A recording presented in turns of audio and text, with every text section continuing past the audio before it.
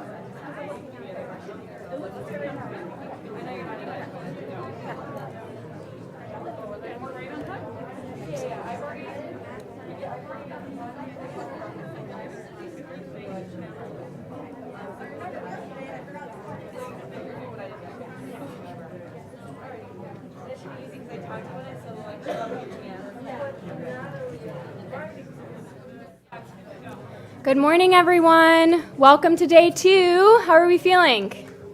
Good? Yay. Awesome. I'm excited to see all of you here again today. We have an awesome morning and afternoon planned for you. And today is all about action. So that's going to be great. All right. I want to shout out to my team again. Keep an eye out for the awesome summit planning crew. They're going to be working their magic today. And yeah, give them a wave. I just want to touch base again on our community agreements. This seemed to have gone really, really well yesterday. But remembering to be kind, talking and listening from the heart, being curious. What you put into this work is what you're going to get out of it. Ask questions. Be open. You may hear new perspectives and learn about new ways of doing things, and that's how you're going to grow as a climate leader. Be respectful. Make sure to respect each other, respect the speakers, respect this space and the earth, and have fun. Yeah? For our adult allies here today, listen, take young people and their ideas seriously. This is a youth-led space, and we want to make sure that really comes through today. Advise, don't order. Move back, but provide support when needed. And help students use the mistakes that we inevitably make as learning opportunities. I want to do a huge shout out to all of our sponsors that have made this event, as well as so much of our yearly programming, possible. So let's give them a big round of applause.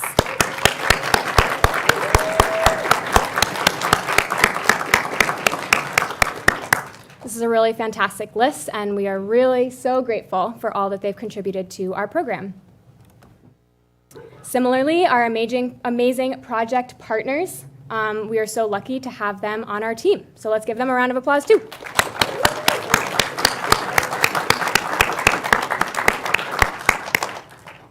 Awesome. So today, I just want to highlight that there are going to be more community organizations and groups here for our professional expo at 10:30 this morning. So we're going to have a tabling session when you're going to get to wander around, meet members of the community, different organizations, and help use that to sort of get inspired for what you want to do for your climate action plans that you'll be working on later today.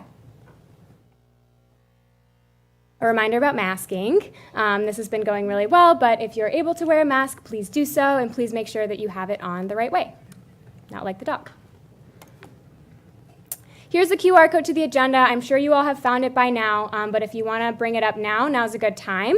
I just want to bring your attention to the fact that day 1 and day 2 are on different tabs, so look on the left-hand side because the one you were looking at yesterday will end at day 1, so just make sure you click that second tab to find day 2.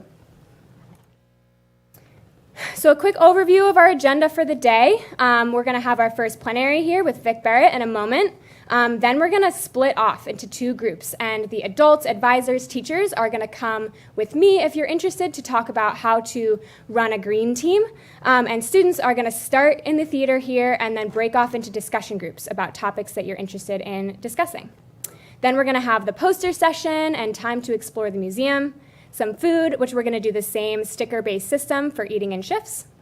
And then we have 2 sort of short plenaries together talking about like getting inspired for your action plans and then actually learning some skills that you need to be able to achieve them successfully. And then you're going to have some work time. So we're going to split up into our groups, work on our climate action plans, and then we're going to have a share out to hear what everybody has been coming up with. Then we have our grand finale led by our fantastic summiteers, and then we're going to go home. Reminder to follow us on Instagram. Our summiteers have been doing a takeover of the event. And also, if you use this hashtag, you can have your posts featured on our little social media wall that we have over in the lounge. Similarly, if you want to have your photos featured on our new Climate Solutions exhibition, feel free. Here's the QR code here if you are interested, talking about something that you are doing to address climate change in your own life. All right, we're going to do a round of prizes, and then we will head into our next plenary.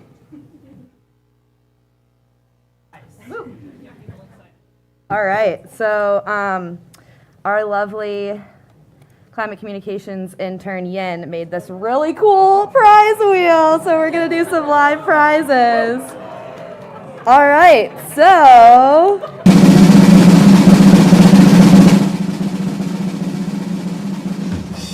okay, Don Brown, you can go claim your prize at the check-in table.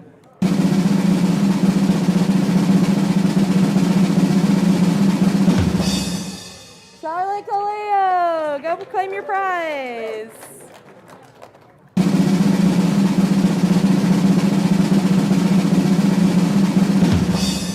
Hillary Hamilton, congratulations.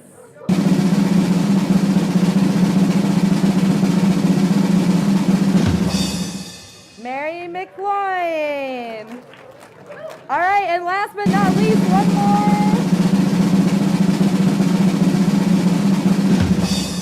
Eleanor Hughes, there you go.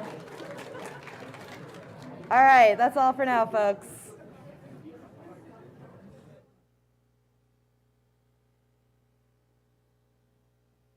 Okay, now I would like to invite our summiteer Harley up to the stage to introduce our first plenary, Vic.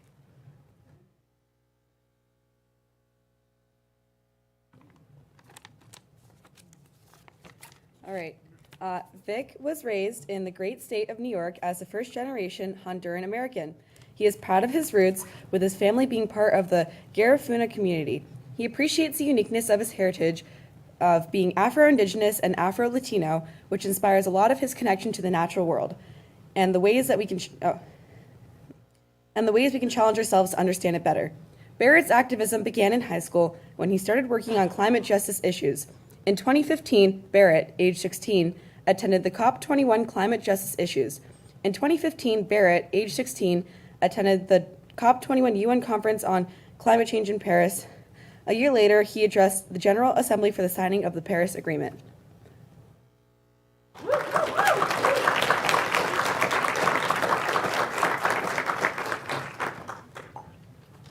Hey friends, hope you guys have had a good morning. I guess it's only been morning for a couple of hours now.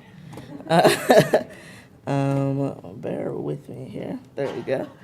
I promise I've done this before. But yeah, so hey guys, hope you had a good morning. Like was said, my name is Vic. I've been a youth climate advocate, activist since I was 14. I'm 23 now.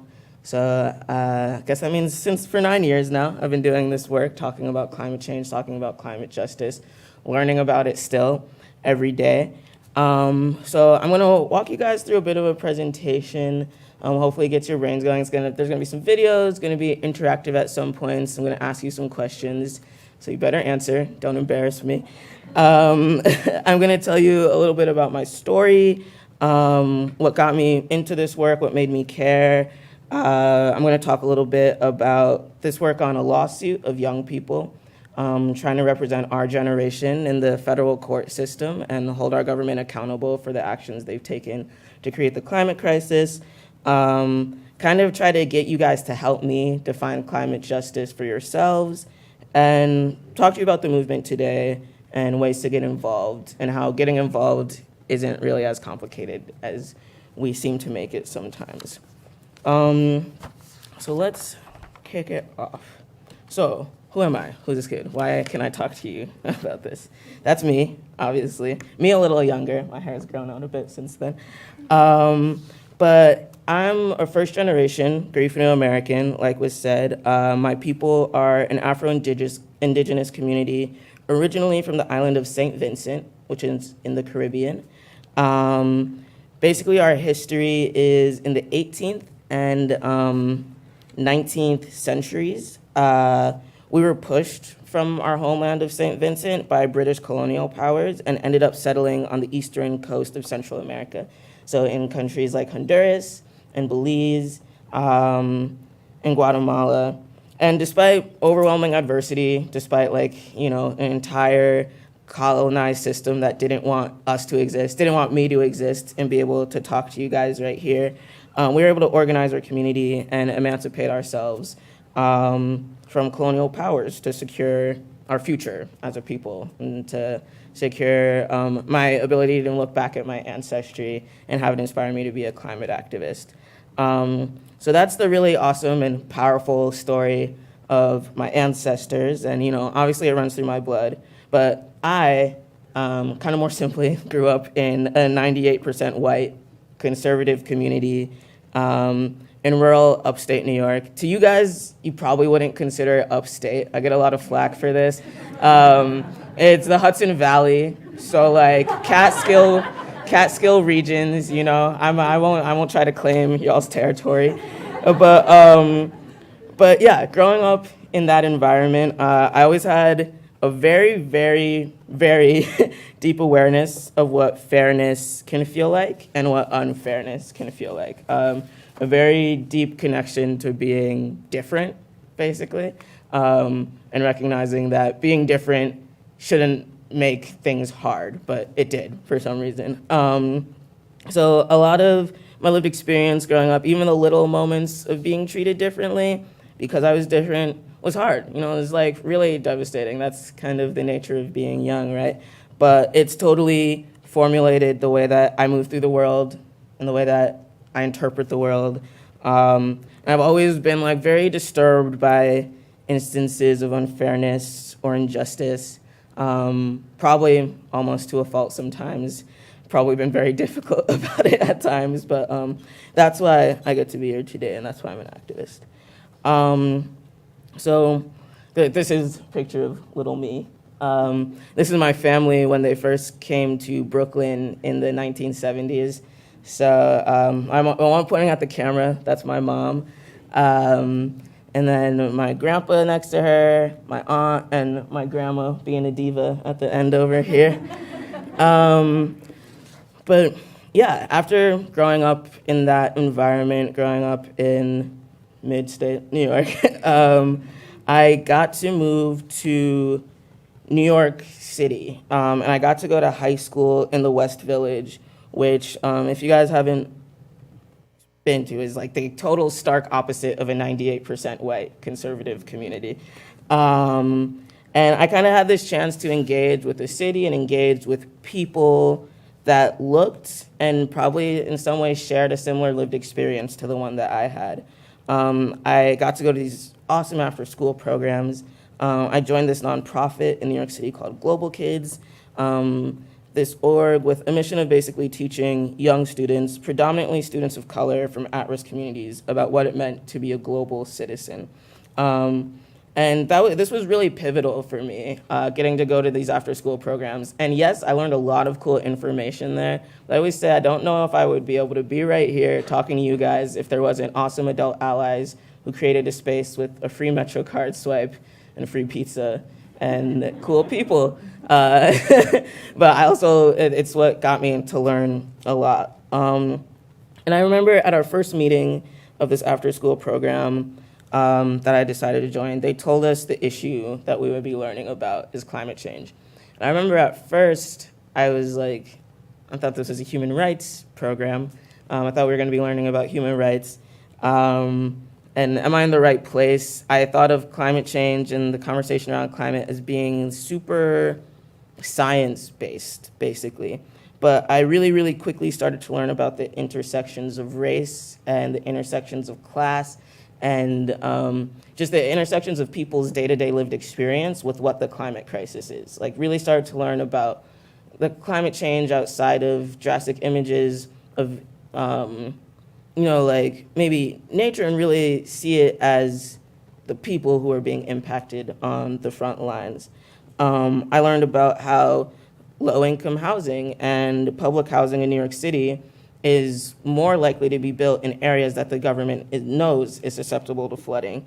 Kind of seeing how Black and brown and low-income people were just put on the front lines of Hurricane Sandy in this really intentional, almost criminal way, basically to be used as a shield for communities that institutions felt were more worth protecting. I was learning all these things too at like 14, 15 years old when I was going home and seeing reports on Michael Brown's shooting in Ferguson, Missouri, and seeing the Black Lives Matter movement really kicking off. And so I was seeing this really extraordinary and like visceral violence of buildings being on fire and Black people being gunned down.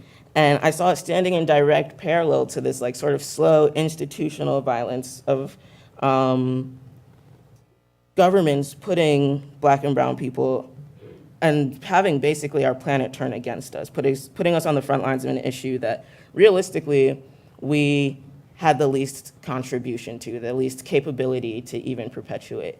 And I couldn't just sit back and know that being Black, being Indigenous, being first generation, being all the things that I am, that people all over the world who even shared a segment of my identity were being constantly being made more vulnerable because of this issue that they, at the end of the day, couldn't have contributed to in the same way. My country of Honduras, the carbon emissions of Honduras pale massively to the carbon emissions of the United States, which contributes to 1/4 of all global carbon emissions. But, where are the countries where people are facing floods? Where are the countries where people are losing homes? It's a global injustice, a global unfairness, and I just couldn't not think about that. It's hard to go to bed at night knowing that so many things were so unfair. Because like I told you, I always grew up being very, very interested in fairness. So I was working in New York City on these campaigns, making friends, going to protests, talking at city council, just getting really, really involved and engaged. If any of you did a workshop with Ariana and Hakeem while you were here, I actually went to after-school programs in high school with Ariana and Hakeem. We worked on these campaigns together. We've known each other since we were like, I don't know where they are, 15, 16 years old. And now we get to both be here. I'll be here, grown-ups, and talking to you guys about it at the same age. Grown-ups, I guess. But yeah, these are the organizations I worked with if you want to check any of them out. Alliance for Climate Education is now the Action for the Climate Emergency, and you guys probably saw it listed as a partner for this event, and you guys should definitely check out their programs. So I started working in New York City with my friends trying to mandate climate education in New York City public schools. And after getting to work on campaigns in New York City, I realized political leaders apparently aren't super quick to listen to you if you actually can't reelect them. Shocker. So being 16, showing up to these politicians' offices, we were bringing policy points and ideas and facts, and we were just getting like pats on the heads and photo ops and kind of waved off. And it was really disillusioning. I remember being 16 and crashing council members' Christmas parties just to show, to actually get their attention about real hard facts and bills and evidence that we were bringing to them, trying to convince them that their young constituents cared about. Just calling, it's kind of their staffers picking up like, oh, you again. It's like, yes, it is me again. But that experience was really disillusioning, really. And being a young person trying to make change that I feel like I totally had a right to, right? We all know the climate crisis is going to disproportionately impact young people. So the fact that I wasn't being listened to about it was really, really hard. But I got this super awesome opportunity to join a lawsuit. I became a plaintiff on Juliana versus United States. I was given the opportunity to put the cold, hard facts of the climate crisis in front of the US federal government. A government, like I said, that's responsible for a quarter of global historic emissions. So the argument of our case is basically 20 young people from across the United States suing the US federal government for the direct action it's taken to cause the climate crisis. We're asserting that they violated young people's constitutional rights to life, liberty, and property because they've known since the 1960s, there's evidence going back to the 1960s, that they've known a fossil fuel energy system could have catastrophic climate impacts and still decided to prioritize profit and prioritize a fossil fuel energy system over posterity, over every single one of us in this room, really. And so after years of really feeling patronized by the system, I got to put these hard facts of the crisis in front of those in power. Something my lawyer likes to say, in politics and legislation, climate denialism is rhetoric. It's just something you can do. In the court system, climate denial is perjury. So it's a better opportunity to really put the facts of the matter in front of the people who need to be most accountable to it. So these are some of my co-plaintiffs that I wanted to highlight. We have over 20 experts and we have 21 plaintiffs, and each one of our complaints is really a story of a young person being impacted by the climate crisis. Up here, with the trees behind him, we have Nathan. He's a 6th generation Alaskan. And a lot of his complaints talks about how, we had that presentation yesterday where when the climate changes, culture changes. So a lot of what he knows and a lot of what he was familiar with as a 6th generation Alaskan kind of started to fall out of his grasp due to the climate crisis. Next to him, we have Jaden, who grew up in Rain, Louisiana. Jaden, in her lifetime, experienced what should have been a 1,000-year flood.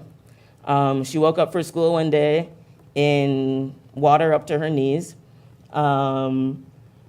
Just a young person trying to do the day-to-day who was incredibly impacted by the fossil fuel infrastructure that she was surrounded by in Rain, Louisiana.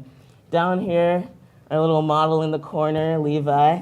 Right? I always told him he could be a Billabong model or something. He's the youngest plaintiff on our case.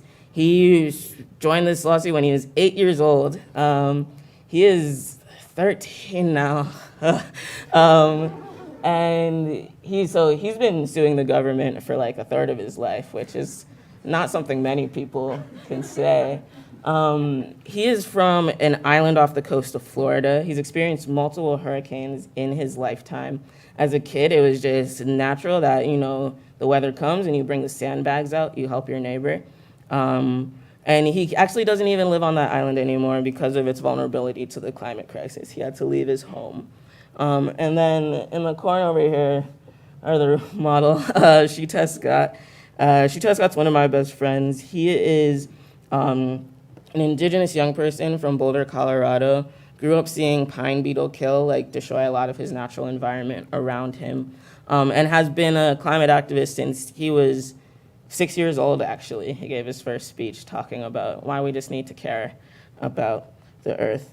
The remedy that we're looking for in this case, and part of what my complaint highlights, is that the emissions of the country that my family found shelter in as a first-generation American, the United States, is drowning the culture that I come from in Honduras.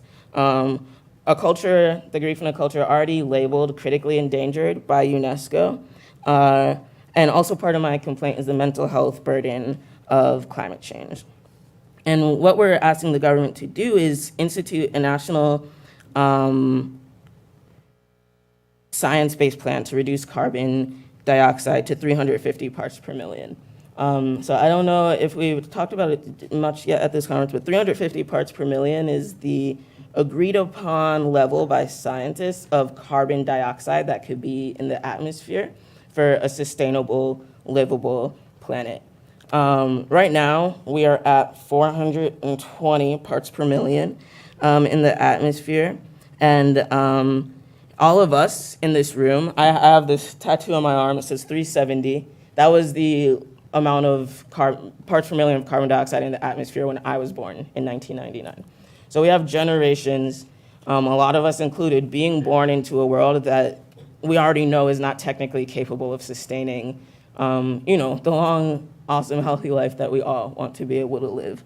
So we're asking the court systems to be able to institute that, and also taking inspiration from Brown versus Board of Education of a declaratory ruling where the court just says that this is unconstitutional, and then the other branches of government have to follow and institute plans in order to make things better for us. So I'm gonna actually show you guys a little trailer. This whole time through this process, we've been filmed and had this documentary made that's on Netflix now. It's called Youth v. Gov. Shouldn't be too hard to remember, Youth v. Gov.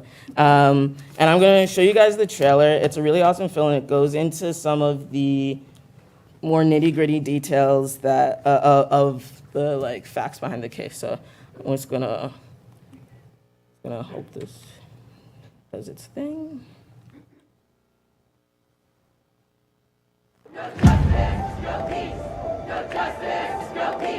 Like youth who have come before us in the civil rights movement and other social justice movements, it is often the young among us that shine the light on systems of injustice.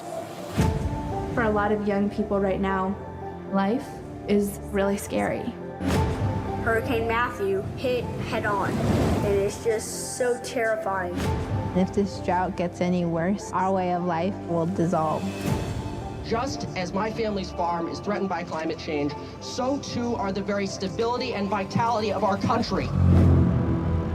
The government is taking actions that are directly contributing to the destruction of our planet. We have evidence going back to the 50s that government and the fossil fuel industry knew that if they continued to burn fossil fuels, that it would cause catastrophic impacts. That's when they started editing climate reports. It's all because of choices that we had no participation in. And I'm scared for my future. It's the greatest dereliction of civic responsibility in the history of the Republic. 21 young people ages 11 to 22 are suing the federal government over policies they say are destroying their world.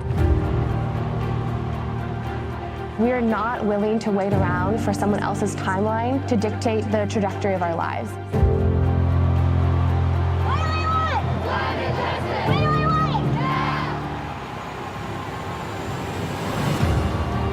I look forward to standing in court with all my fellow plaintiffs. I love you all. Do you solemnly swear the testimony you're about to give shall be the truth? I do. Whether we win the lawsuit or not, we are already making ripples in the world to show real change can come from young people standing up for what they believe in. All right. Of all the cases working their way through the federal court system, none is more interesting or potentially more life-changing than Juliana versus the United States.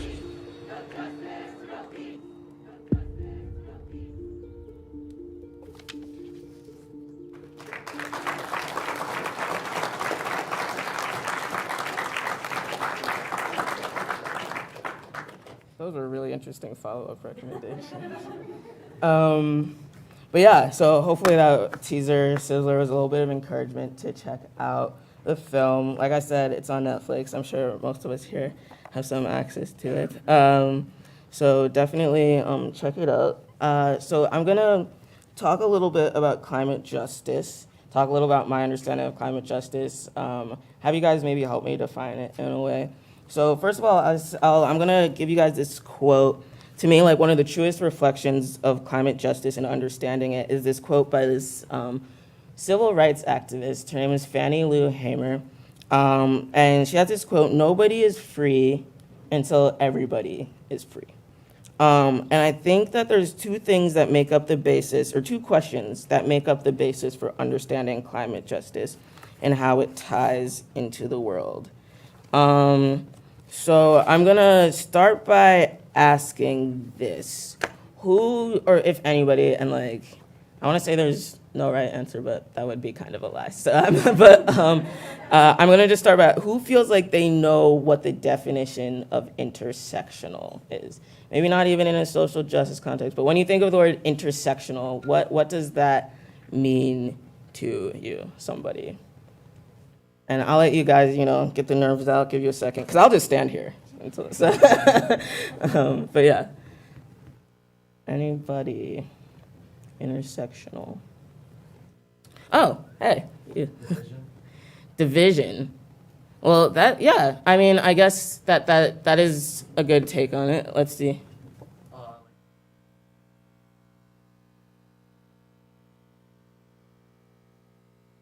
Yeah, that's great. That's a...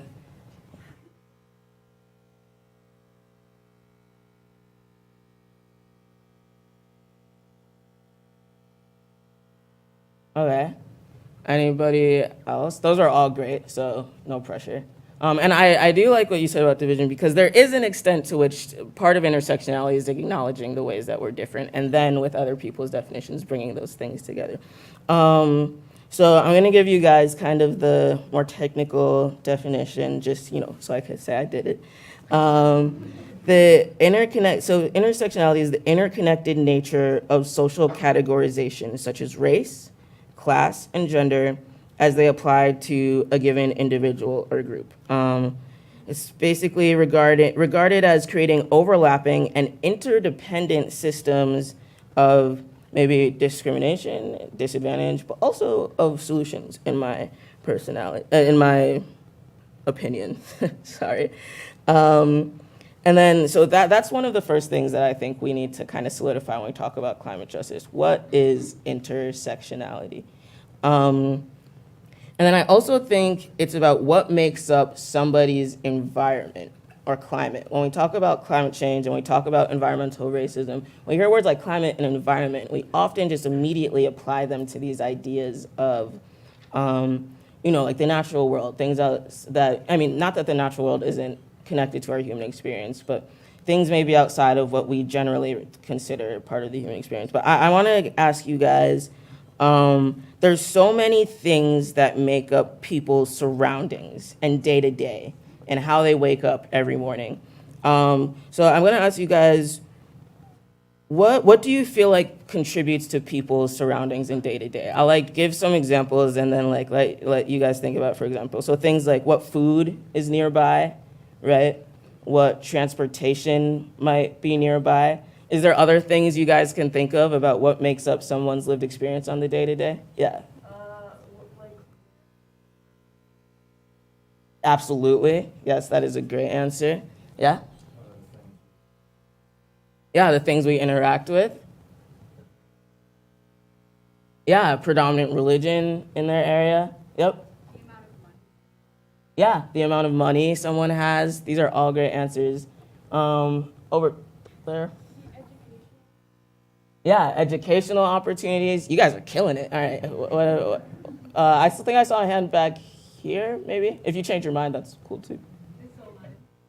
Oh, okay. All right. I get that. Oh, yeah. Yeah, health conditions, absolutely. And yeah. Yep, availability of health services, access, yep. Yes, that's a big one that people don't think about a lot. Like, what if you have a park nearby? Like, people don't think about that if you have green space. Anything else? Yep. Sorry? Well, yeah, water sources, access to important resources. Yeah, I feel like you guys feel like we touched on one. Anyone? Oh, okay, yeah. Yep, their identity, race, gender, sexuality. These are all things people wake up to every day, and it impacts their day-to-day. And that's really what climate justice and environmental justice is at the end of the day, too. It's not just talking about pollution or the nearest landfill. It's talking about how much sun somebody even gets in their apartment. On average, in New York City, projects tend to be in areas that are less sunny. They tend to have less windows. Those are things that impacts people's ability to cope on the day-to-day in a world that's changing pretty rapidly. So I'm going to give you guys some examples where these two ideas meet. So I mentioned the South Bronx before, an area of New York that lacks some of the most resources and is home to mostly black and brown people. Food deserts, lack of green space, over-policing, legitimately like less healthy air to breathe. In Mott Haven, one neighborhood in the Bronx, the asthma rates are 3 times higher than that of the rest of New York City. The New York City DOE, or Department of Education, statistics show child asthma emergency room visits in Hunts Point, another neighborhood in the Bronx, are nearly twice what they are citywide. So that's kids literally being able, like, experiencing the playground in a different way than kids do in other parts of the city because of environmental racism and because of policies that don't prioritize climate justice. So there's all these realities of their environment, and these go hand in hand with other issues that they were already facing and already waking up to. Some of these things that we brought up due to their race, due to their class, due to their location. And the reason the climate movement and the climate like touched me so much and why I got so involved with it is because it's really an issue that touches almost any social justice issue you can think of in the world. Climate change really is a symptom of so many more like larger issues we have around racism and, you know, living extractive lifestyles. Climate change isn't too far off of a topic in the same way that police brutality is, or in the same way that COVID happened to rampage through certain neighborhoods and demographics more than it did others. But it's not just the issues that we have to like view in this full picture. We have to view the solutions in this full picture as well. And for me, being a Black young climate activist, you know, when I imagine a world free of fossil fuels, that's also a world where police can manage not to shoot so many unarmed people. Those two worlds have to exist at the same time for me. It's not one or the other. It's a world where we're looking at these issues in the full scope that they actually exist in. We're creating a higher level, like standard of living for everybody by addressing what works and what doesn't, and by abandoning business as usual and actually implementing the change that's really important for everyone to like get the quality of life that they deserve. So like, yeah, they're hand in hand. I don't need one or the other, I need both. All these struggles are entirely tied together. And that's kind of where that Fannie Lou Hamer quote comes in. We're not free until all of us are free. We have to become familiar with this idea of collective liberation, of really freeing all of us in order to have the society that, you know, especially young people tend to be pretty aware that we deserve. Young people, I think, understand what I'm saying, like, more than a lot of folks, because I think as a generation, we do tend to want to do what makes sense, not just for bottom line, but for broader culture. We kind of inherently care about each other. I have a lot of faith in young people, and I think more people are realizing we can't fix this issue of climate change and ignore things like trans rights and migrant rights and indigenous rights. We can't talk about climate change if we're going to be erasing without erasing things like mental health stigma, without erasing conversations around ageism, and assuming that young people can't get things done. And I think our generation has really brought these conversations to the spotlight. So getting involved, I'm gonna show this video that I got to help direct and also am in during the global climate strikes when Greta came to the United States in 2019 or 2020.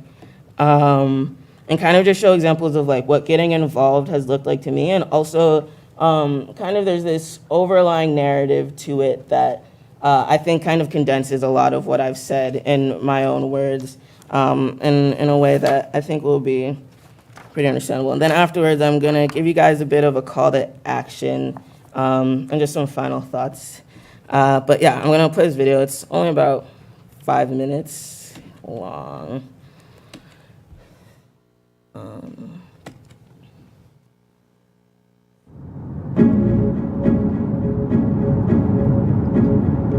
numbers coming in. Oh God, Australia had 300,000 people. Apparently Germany had 1.4 mil on its own. So this crowd might be actually huge. Vic Barrett is a 20-year-old climate activist from White Plains, New York. Please welcome Vic to the stage.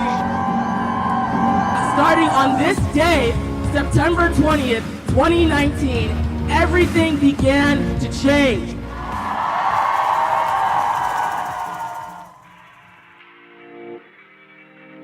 My mother left the coast of Honduras, a place battered by storms and sea level rise, to find opportunity in New York City, the city of immigrants. I wonder how many people trying to find refuge here knew that because of the amount of money in their bank account or the color of their skin, they'd be placed on the front lines of disasters. Disasters like Hurricane Sandy.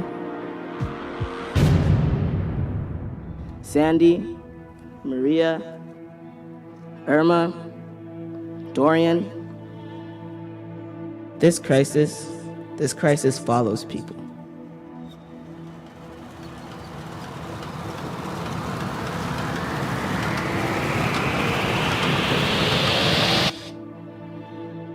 My name is Vic Barrett. I'm 20 years old, and I'm one of the 21 youth plaintiffs in the Juliana versus United States constitutional lawsuit, suing the executive branch of the federal government for knowingly causing climate change, irreversibly threatening our health, our personal security, our homes, and our communities by recreating a dangerous climate system. Like youth who have come before us in the civil rights movement and other social justice movements, it is often the youth that must shine a light on systems of injustice. We know the world we want to grow up in better than anybody else does. And so we need to be listened to. I was born into a world in which my future is being stolen from me. Born into a world where my people face extinction. Indigenous lands all over our planet are being flooded, poisoned, and destroyed. My black brothers and sisters are being gunned down by police. Migrant children are dying at the border. Trans folks are being murdered. Violence is in the air that we breathe.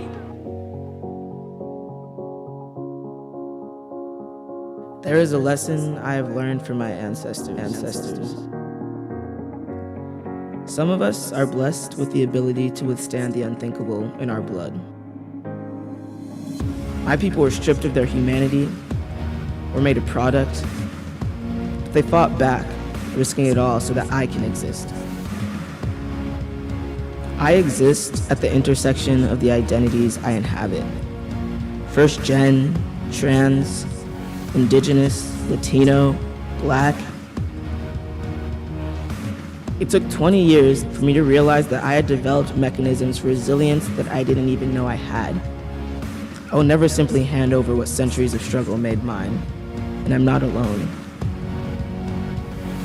We must do whatever it takes, whatever it takes. Do y'all make some noise?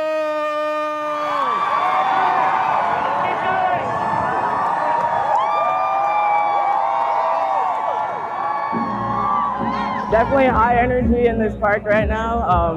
There are so many people here, I couldn't even tell you how much.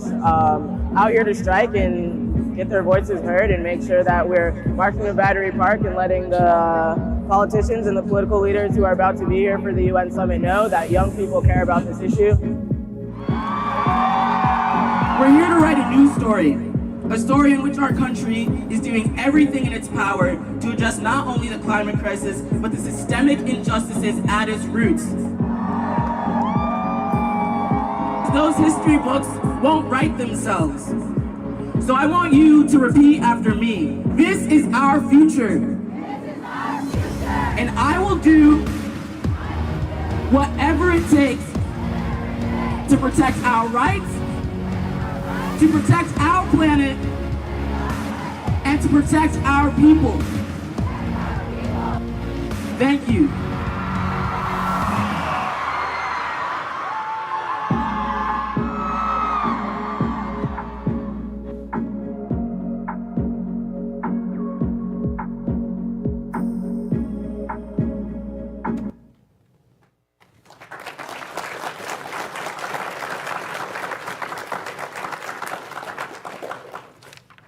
Awesome. That's always a little awkward for me. But yeah, so what I wanted to end on is I went to COP 24, 26. Okay. We've had so many of them in Glasgow last year. And I don't even know how this happened, but this awesome artist named Jenny Holzer, she does this projection work. And in downtown Glasgow, as the delegates were leaving, she projected this quote of mine onto this big building downtown, and it's still still something that really resonates with me. And people are paying attention in a way they never had before to all the young people in the room. This is really the moment to be joining the movement. People are doing that thing they've done all throughout history, where the adults hit a roadblock and suddenly have this really genius idea to maybe listen to the people who have to care the most. Being young people. Young people know what we want out of this world. We know who can give it to us, and we're pretty persistent about getting it. And, you know, the people in power, the people who make the decisions, they're accessible. They're people at the end of the day. You can meet in your local communities, and you can make people accountable to you. You can knock on council members' doors, maybe drop in on Christmas parties like I did. Remind them, really remind them that their legacy depends on whether they save the planet or not. Sit down with your friends and discuss what you guys think needs to be done. Discuss what you can do. Activism, and I know like in our generation, it's hard. To be an activist, you don't have to be in every Now This video, and you don't have to have tens of thousands of followers on Instagram. Activism isn't supposed to be celebrity or extravagance. It's meant to be the manifestation of what people can do together. You know, I'm never going to be the person to lay out this detailed flowchart roadmap of what it takes to be an activist, because that's not really how it works. It may be kind of corny, but really like think about what you love, think about what skills you have and what you enjoy doing, and then use that to be the best protector of what matters to you. It's not radical to protect what you want to love.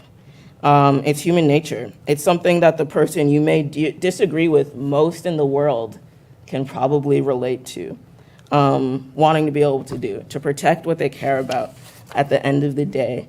So yeah, what I'm gonna leave you guys with is just check on your neighbor, check on yourself.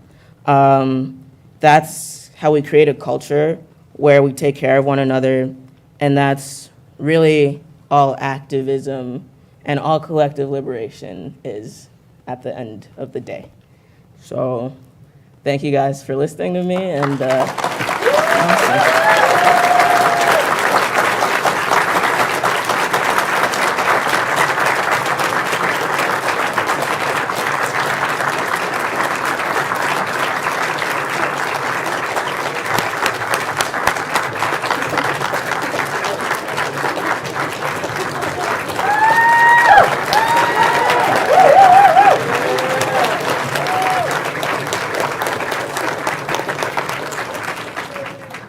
Okay, well, I don't have anything to follow other than let's go to our next thing.